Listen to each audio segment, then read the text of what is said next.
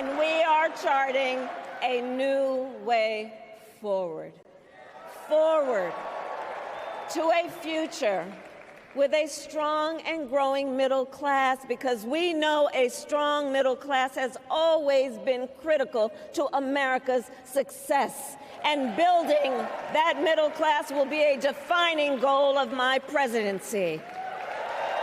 Under my plan, incomes will skyrocket, inflation will vanish completely, jobs will come roaring back, and the middle class will prosper like never, ever before, and we're going to do it very rapidly.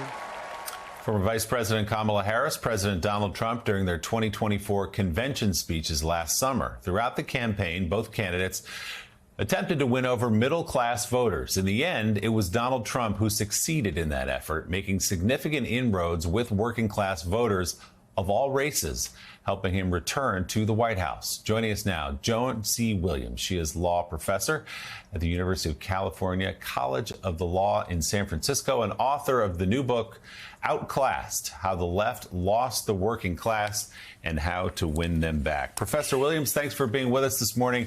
A fascinating topic, a fascinating look at it in your book. So let's start by diagnosing the problem before you write about how potentially Democrats can solve it.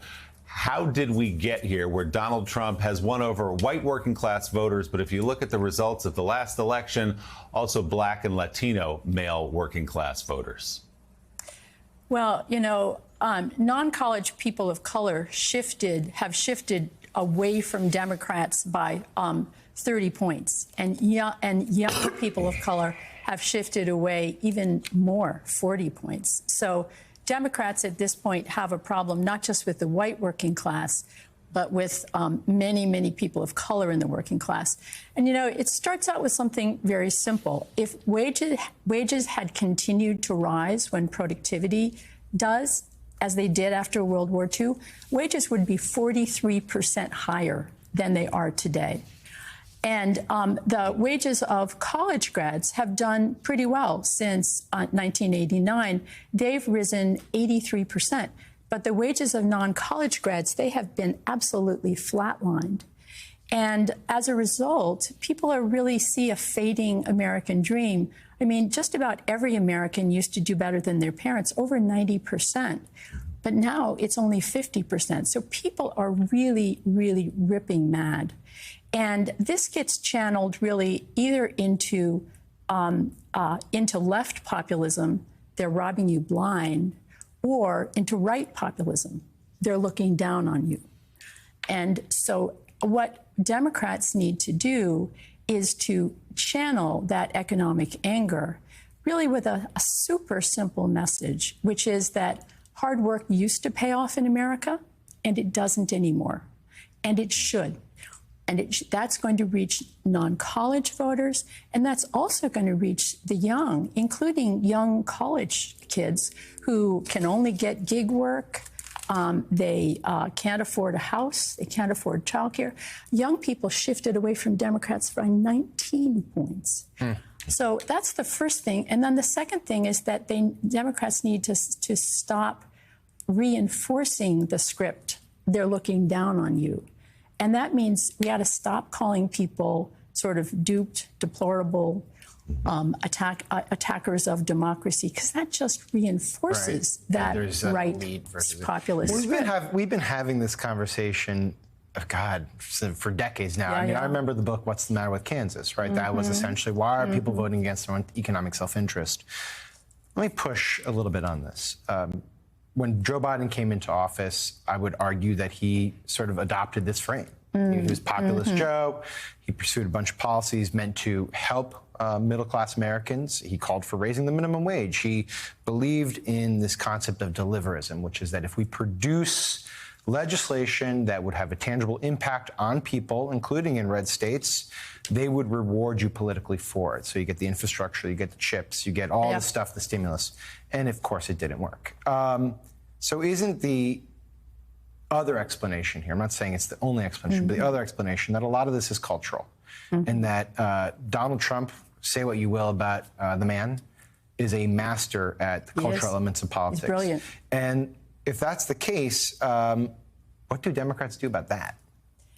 Well, I mean, starting from the top, I think the sort of accepted storyline that people vote against their self-interest is part of that we're looking down on you narrative. People don't vote against their own self-interest. They think that Democrats haven't delivered for them and Republicans haven't delivered for them for a very simple reason. We kind of haven't delivered for them. The American middle class is fragile and failing. And we see it all over the country. And it's concentrated. There's been increased inequality between people, but also increased inequality between regions. And so you see that ocean of red in the middle of the country. Right. That's the result of kind of a neoliberal ideal that channeled about over 90% of the growth to large metropolitan areas. But you're right, it's not just economics. And one of the things that Biden did, he tried to address this for sure, and his focus was on blue-collar jobs. Now, blue-collar jobs are a piece of the puzzle.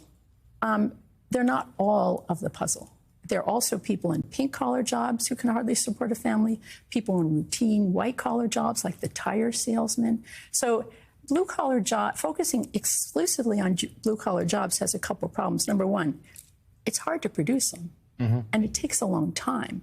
Deliverism, it didn't deliver. Right.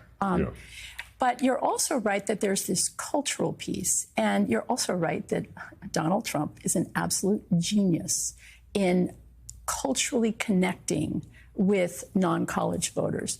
And part of what we do, we see it in the news today. I mean, we have Elon Musk and we have Donald Trump, and they both have what we call in the gender biz a bad but bold masculinity. They're the man. And of course, each one of them is the man. And now the man is, they're fighting to see who's really the man. That is a blue-collar cultural style. And very often, Democrats come across with a college grad cultural style, sort of like, I'm an intelligent person talking to you, another intelligent person. What non-college grads hear is that they're kind of not an important audience because they have a different style. It's very much direct, concrete. How are you going to improve their everyday life? I think of Gretchen Whitmer, fix the damn roads. Now that is a very effective cultural style. Gretchen Whitmer, Josh Shapiro kind of has some of that. Is this a personality issue? I mean, is this Democrats not finding the right messenger, or is it deeper than that? Because Democrats are increasingly the college-educated party, right? Yeah. And also the party that believes in policy in a way that that frankly the Republican Party doesn't believe in anymore. Tell me, is it personality or is it something else? And how do you get that something else? I don't think it's personality. I think the Democrats have plenty of talent. And plenty of talent who knows how to talk to people. I think of Marie Gluesenkamp-Perez, and this is how she approaches climate change. She doesn't call people climate deniers. What does that? It reinforces the right populist script that we're looking down on people. That doesn't work. She says, my husband and I, we own an auto body shop. And if it's 116 degrees outside, we can't work. That is a perfect way to talk about climate change. So I think that many in the Democratic Party, too many of us, because I'm a Democrat, we're college grads, and we think about talking to other college grads in ways that communicate, again, I'm an intelligent person, talking about policy matters with you, an intelligent person. I think we have to think about the fact that, in the sort of missing middle, blue collar, we often call it, they have a different cultural style because they have different lives. Blue collar rhetoric, blue collar values, blue collar speech patterns, they fit into blue collar lives. And very often educated people in the United States have forgotten, I also do a lot of DEI work, so they've forgotten they're privileged. And privileged talk, privileged values, it fits in privileged lives. It doesn't fit in blue collar lives. It's a fascinating conversation. We've just scratched the surface. Would love to have you back. The new book, Outclassed: How the Left Lost the Working Class and How to Win Them Back, is on sale now. Author and Professor Joan C. Williams. Joan, thanks so much for being here. We appreciate it.